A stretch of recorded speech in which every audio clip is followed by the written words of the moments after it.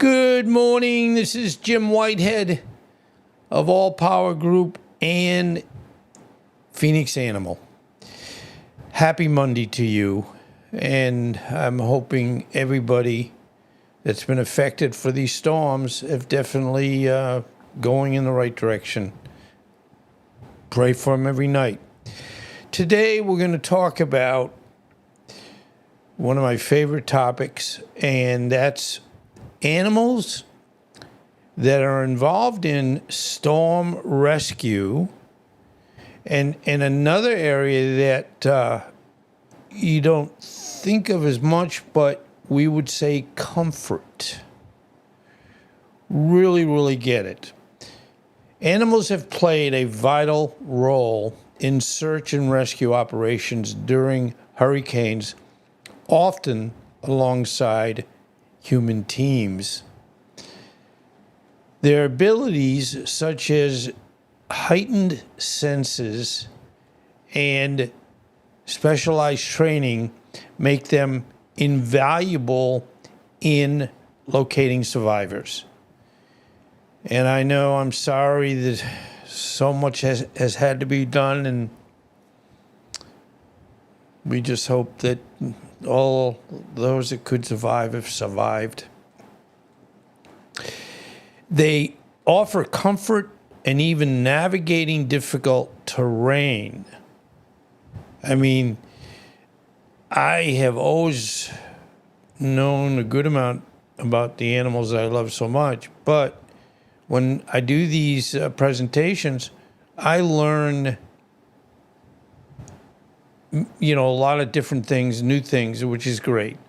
Because, what's fun if you're going to be doing the same thing over and over again. Okay, first of all, search and rescue dogs. They're trained for disaster response.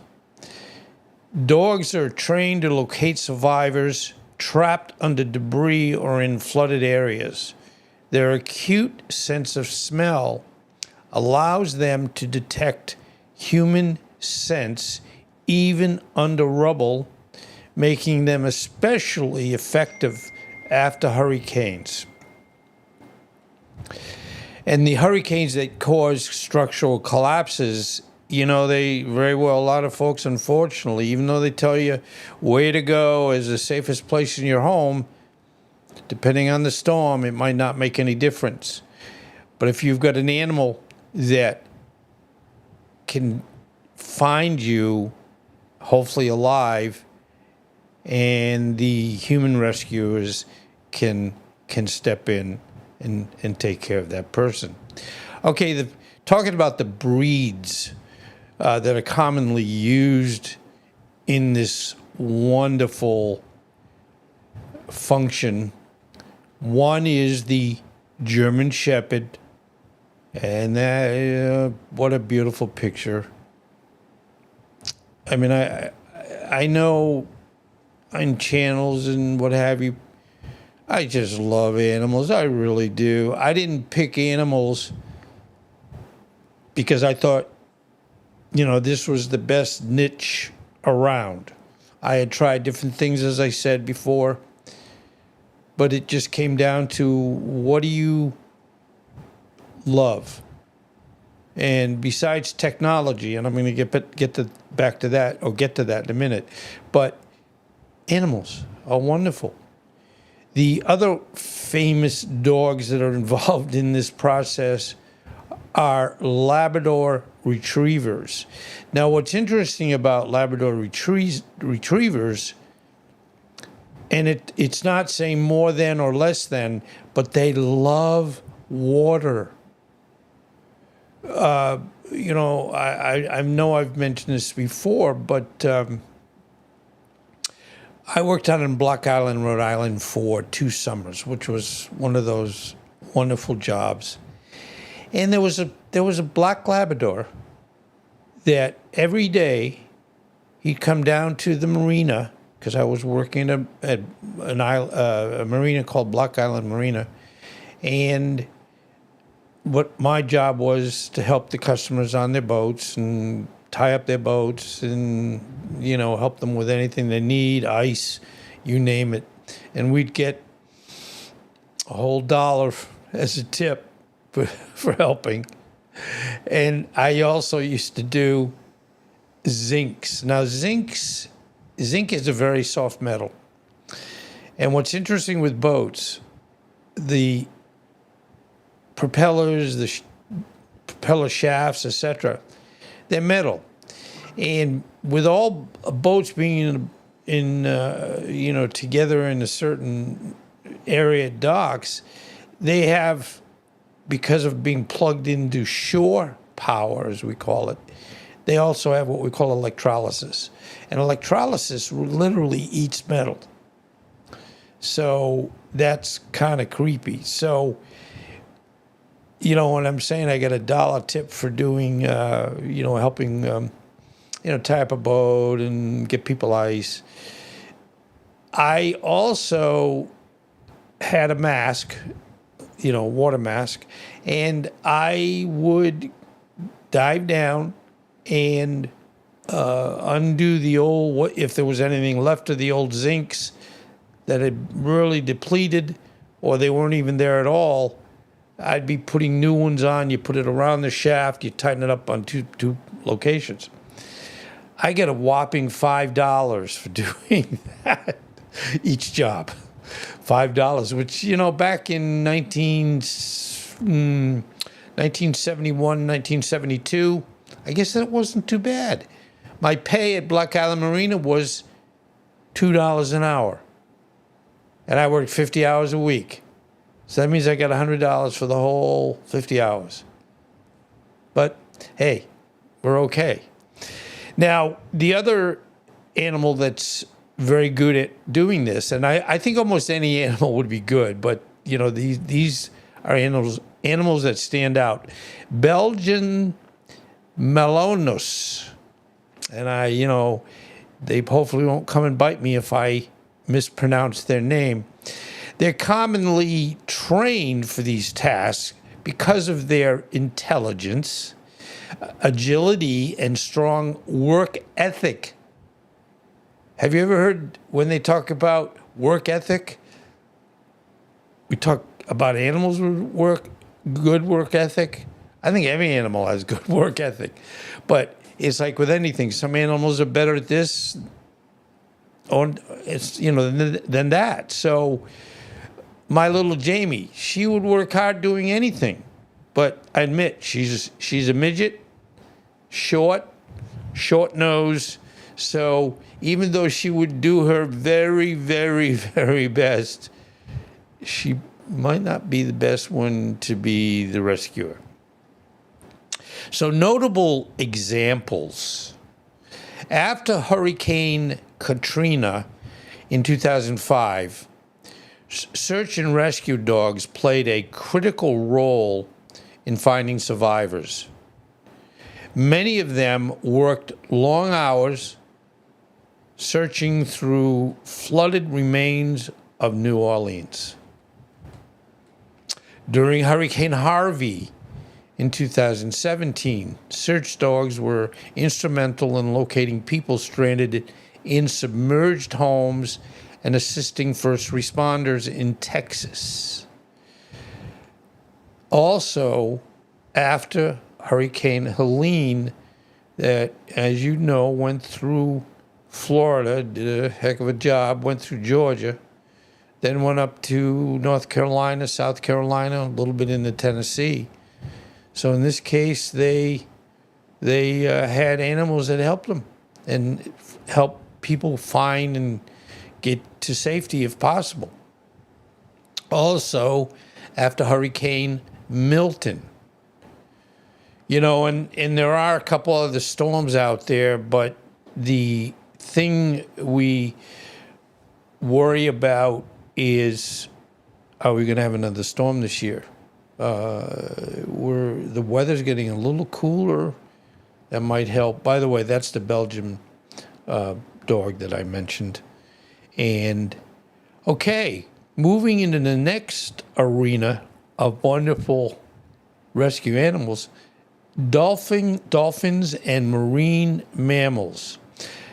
detecting underwater hazards, dolphins and other marine animals have been used in limited capacities to assist in underwater search efforts. Their sonar-like echolocation can detect objects or survivors trapped beneath water's surface, especially in flooded or submerged areas after a hurricane. You know, it's amazing. We think we're so smart. And, you know, we have senses, we can do things, we can build things, we can find things, but animals are there for us. And that is so much appreciated. Moving on to the next group, we've got horses and mules. Now, I have not had much contact with mules.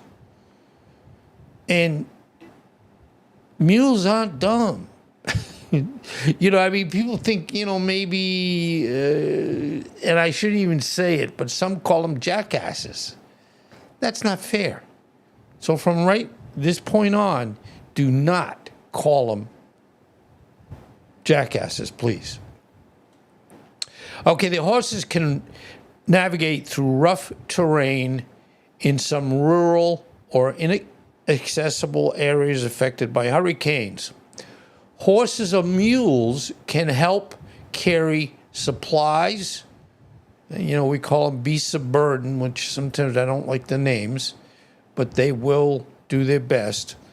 Or they will aid workers to isolated locations where vehicles can't reach. You know, if you're going to get stuck in the mud, maybe you should stick with a mule or a horse. They're generally smarter than that and typically will get you where you need to go. Their stamina and ability to traverse difficult landscapes have been helpful in post-hurricane efforts. Now, I can attest to this firsthand. You know, this is just showing a group of what we might say are trained therapy and comfort animals. They give emotional support to victims after hurricanes. Animals like therapy dogs are brought into shelters to comfort displaced people who may be experiencing trauma or anxiety. These animals provide emotional relief, especially for children and vulnerable individuals.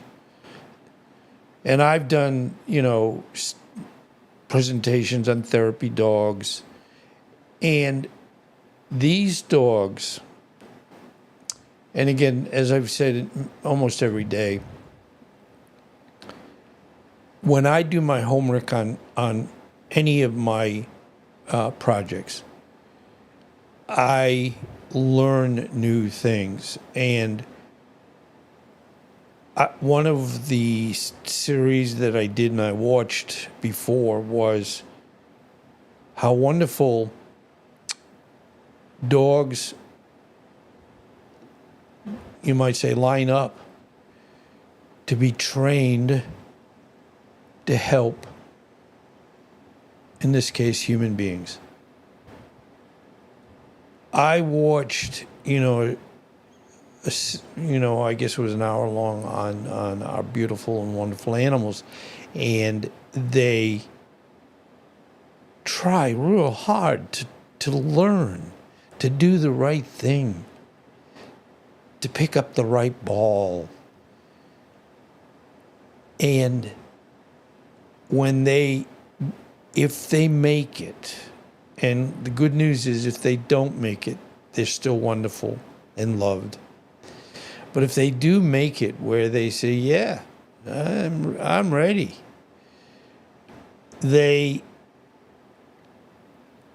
when they had a group of people, let's say 15, 16 people all with different problems, either PTSD, blind, didn't have use of their hands, use of their legs. They'd be saying, okay, I think this particular dog is going to be good for Johnny. And that dog goes, oh, thank you. And they go up to that person and they go, I'm here for you. How can any wonderful animal so quickly gravitate to helping someone? And this isn't like you help them this afternoon. This is an everyday thing. 7 days a week, 24 hours a day. And you know, I was out yesterday. We were at Home Depot. But anyway, bottom line, I wasn't feeling really happy because, again, sometimes it's hard to put your finger on it. But bottom line, we've gone through so much the last couple of weeks, actually more than a couple of weeks, and we've been fine here. You know, we had our backup. We didn't get the brunt of the storms, either one. And someone would say, well, you should be the happiest person in the world. And I'm just not. And I really have to feel that you almost say, why am I so fortunate not to have such a bad thing happen to me or my family?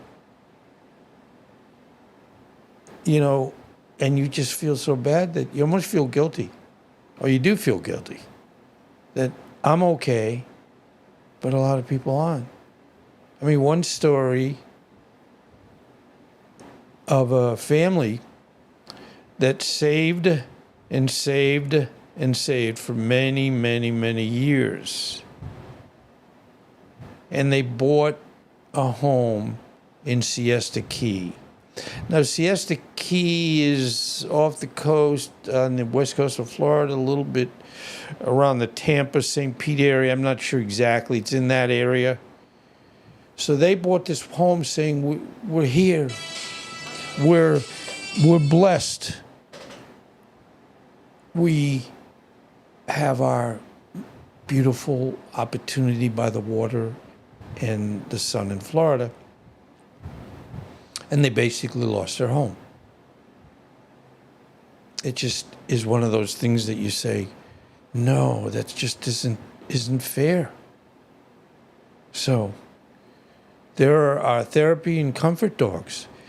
You know, they used them a lot in or after Katrina with the recovery efforts, and have become a common sight in disaster zones. Now, moving forward into 2024, they have made animals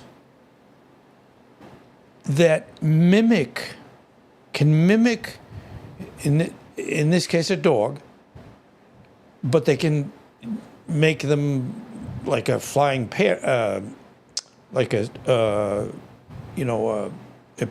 parrot, carrier pigeon, where each is constructed with artificial intelligence that will do, of course, what needs to be done. And by no means does this belittle the live, wonderful animals. But occasionally, there could be a situation that is not where an animal can go or should go. The water's too deep. I mean, I can go on and on and on. There's probably a lot of different reasons. But they model birds and insects after those that are special and that can do it, and they're live.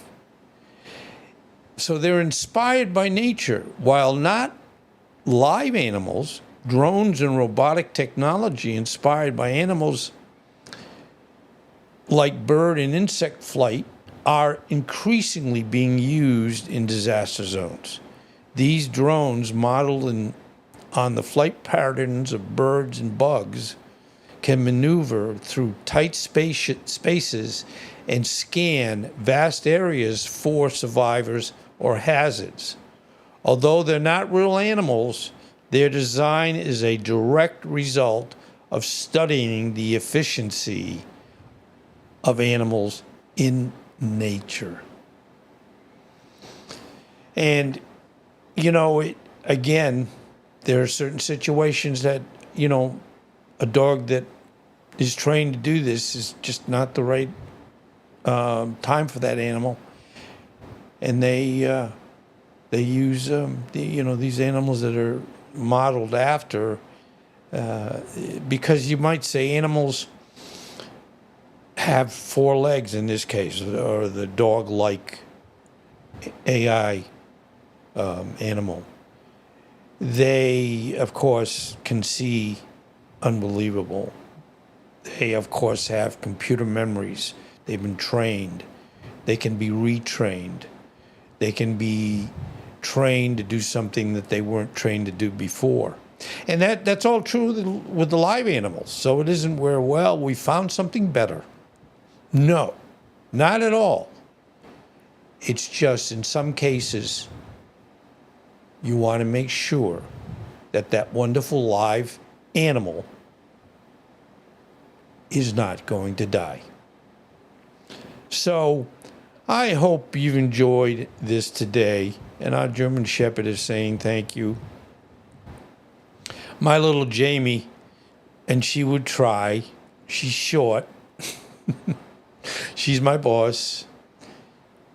And I know her. She would do her very, very best to help anything or anybody.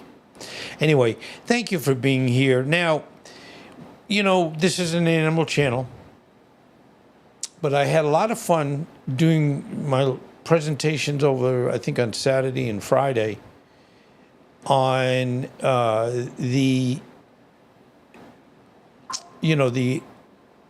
process of problems with our electrical system. Yeah, I could talk a lot about that.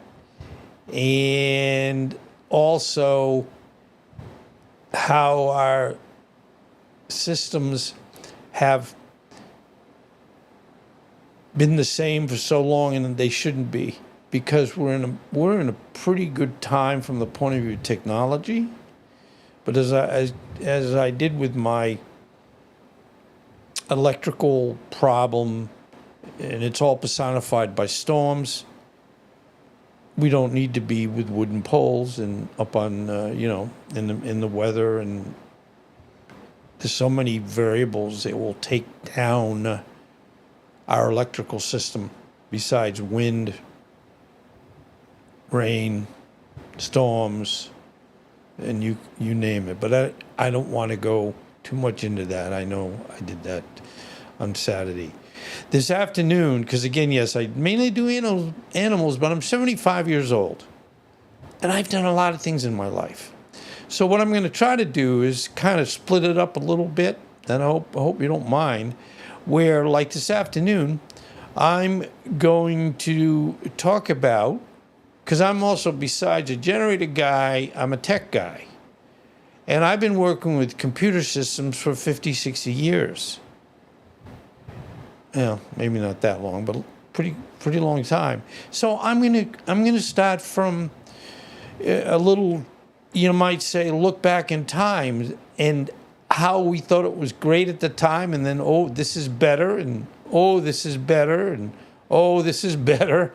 And here we go by, let's say, 40, 50 years, and we're still getting better. So anyway, please look for that this afternoon. And I want to thank you very much. I appreciate it. Take care. Be well, and God bless everybody.